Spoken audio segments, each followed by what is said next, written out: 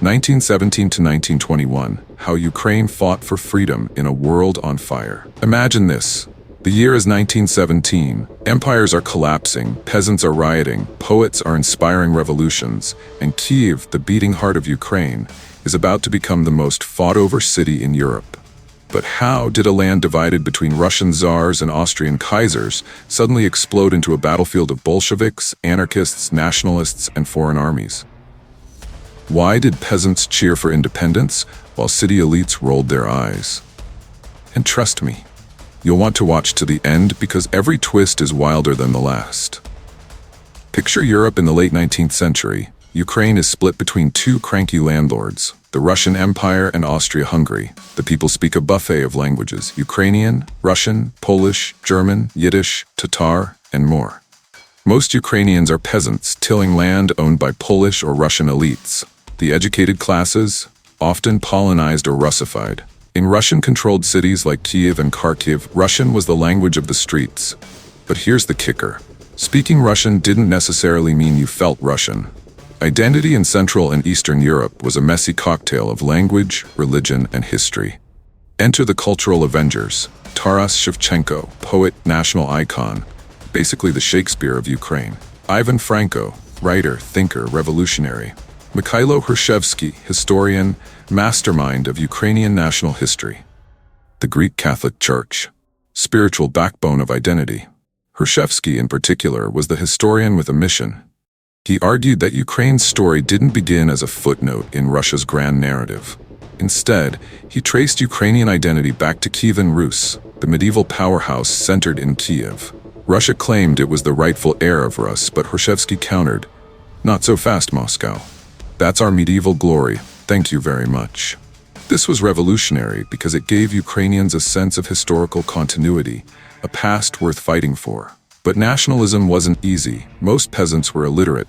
Nation-states were a newfangled idea. The Russian Empire was allergic to Ukrainian identity. In 1876, the M's ukaz dropped like a bureaucratic bomb. Ukrainian publications, performances, and imports were banned. Russian intellectuals dismissed Ukrainians as Little Russians, implying they were just rustic cousins of the mighty Russian people. Meanwhile, Austria-Hungary was more lenient. Ukrainians could use their language in schools and public life. By 1907, journalist Wilhelm Feldman marveled at their rapid growth. Few nations have risen from ashes so energetically as the Ukrainians of Austria. Two events lit the fuse. March 1914. The Tsarist government refused permission to celebrate Shevchenko's centenary. Imagine telling a nation they can't honor their greatest poet. It was like banning Shakespeare in England. Outrage ensued. World War I, Galicia, Austria and Ukraine became a battlefield. Ukrainians fought on both sides, but both empires suspected them of treachery. Austria interned tens of thousands, executed thousands more, and tried to stir anti-Russian sentiment by backing the Union for the liberation of Ukraine. Loving the story? Be generous. Hit subscribe and tap the bell so you never miss the next chapter.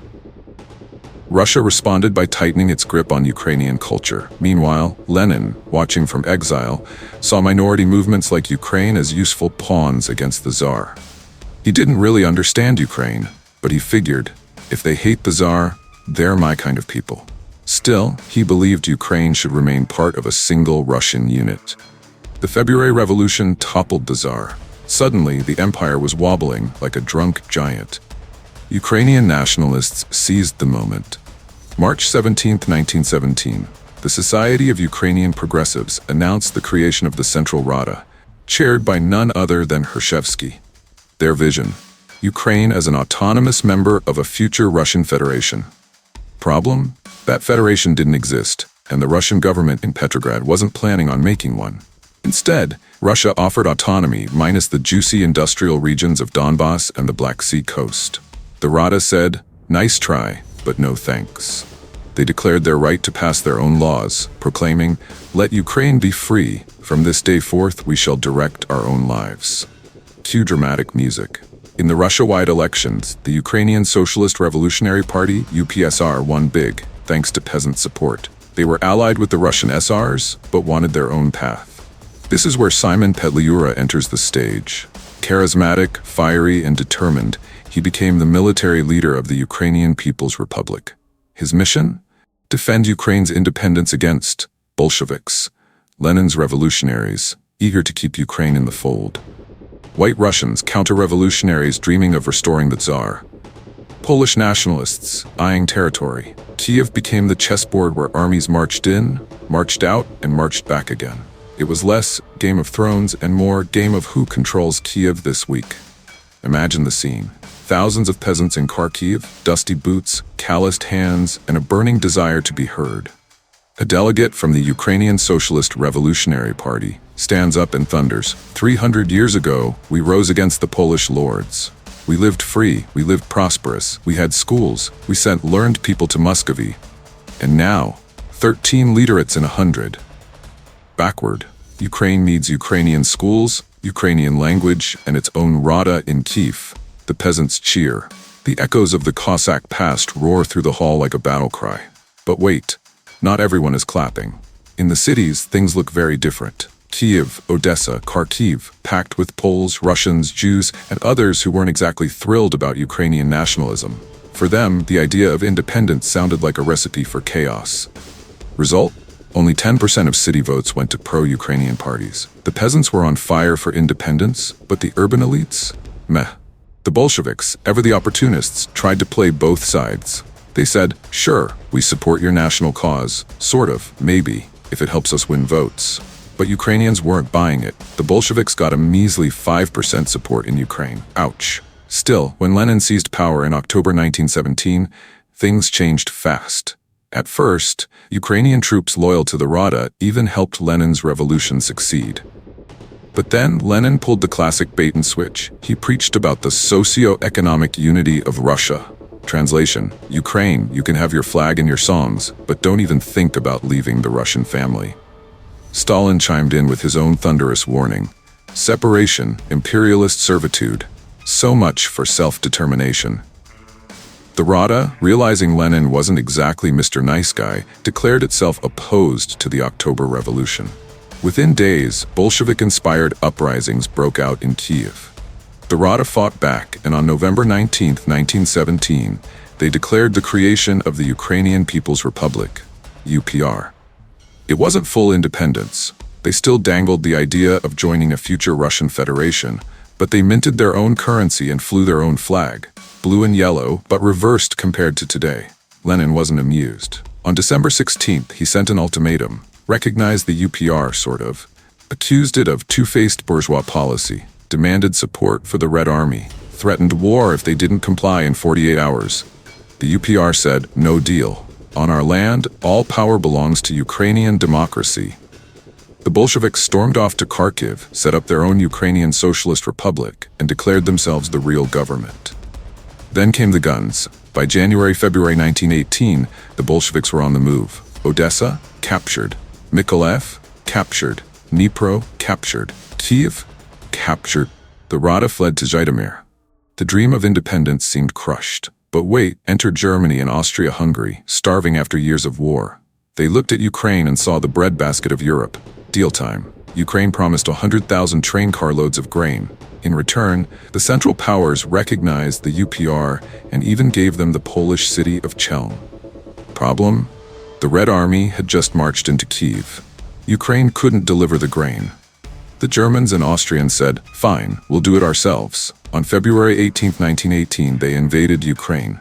Within a month, they had cleared out the Bolsheviks and reinstated the Rada. The Germans weren't happy with the socialist Rada. Too slow, too radical. So they installed a puppet regime, the Hetmanate, under aristocrat Pavlo Skoropadsky. General Ludendorff bragged, in Hetman Skoropadsky we found a man with whom it was very easy to get along. Translation: he does what we say. Skoropadsky promoted the Ukrainian language but reversed land reforms and seized peasants' grain for Germany. Surprise, surprise, resistance exploded. From the east rose Nestor Makhno, the anarchist warlord with his black army. He fought the Germans, the Hetman, the Bolsheviks, basically everyone. His forces controlled huge swaths of eastern Ukraine, turning the countryside into a chaotic battlefield. When Germany surrendered in November 1918, Skoropadsky's puppet regime collapsed like a house of cards. Enter the Directory, led by Volodymyr Vinichenko and Symon Petliura. By December, they rallied the peasants, overthrew Skoropadsky, and reinstated the UPR. Independence was back. As the Great War ended, new states popped up like mushrooms after rain: the Polish Republic, the West Ukrainian People's Republic, WPR. Both claimed East Galicia and its capital, Lemberg, Lviv. In November 1918, street fighting erupted between Poles and West Ukrainians. Boom, the Ukrainian-Polish War of 1919 began. The Allies backed Poland. The WPR begged the UPR for help. On paper, the two Ukrainian republics united. In practice, they squabbled. The WPR fought Poland, the UPR fought Bolshevik Russia, and cooperation was, let's say, minimal. By May 1919, the dream of the West Ukrainian People's Republic, WPR, went up in smoke. The Polish army, better trained, better supplied, and backed by the Allies, smashed the WPR forces in East Galicia. Lemberg, modern Lviv, became a Polish stronghold, and by mid-1919 the WPR was dead. The West Ukrainian state had been crushed, leaving its leaders bitter and its people under Polish rule. Meanwhile in Kyiv, the Directory's UPR was hanging on by a thread, fragile and exhausted after being re-established. But Ukraine wasn't just fighting Poland. Oh no, it was about to become the main stage for the Russian Civil War. Ukraine turned into a battlefield for everyone. Bolshevik revolutionaries shouting, "Long live the Soviets!" White counter-revolutionaries yelling, "Bring back the empire!" Anarchists waving black flags under Nestor Makhno. Peasant movements rising up with pitchforks. Allied intervention forces, French, Greek, British, wandering in, then wandering out. It was less a war and more a carnival of chaos. Bolshevik leadership argued endlessly about where to send troops. Should they focus on Russia, or Ukraine, or Hungary? Red Army commander Vladimir Antonov Ovseyenko got so frustrated he bypassed his boss and wrote directly to Lenin, "Vladimir Ilyich, the workers in Ukraine welcome us. They curse the radists. But thanks to our inaction, the radists are organizing. I say we go forward now, with our naked hands if we must." Lenin finally gave the green light. In December 1918, the Bolsheviks announced a separate Ukrainian Communist Party to make their invasion look legitimate. January 1919, Red Army took Kharkiv. February 1919, Red Army took Kyiv. French and Greek troops showed up in southern Ukraine, got confused, and left by April. The Bolsheviks declared the Ukrainian Socialist Soviet Republic and began collectivizing land.